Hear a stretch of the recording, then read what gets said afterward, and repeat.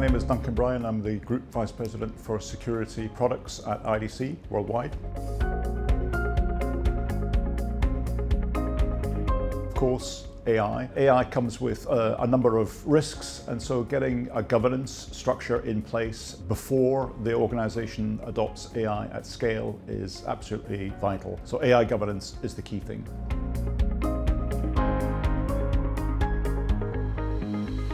When we look at Europe versus the rest of the world in terms of the threat landscape, it's pretty even. Most threats are applied worldwide, so there's very little difference in terms of the types of threats that we see in Europe. What's different in Europe is regulation. I always think that regulation is a good thing. It provides a structure for organizations to follow, and it drives accountability so organizations understand their obligation.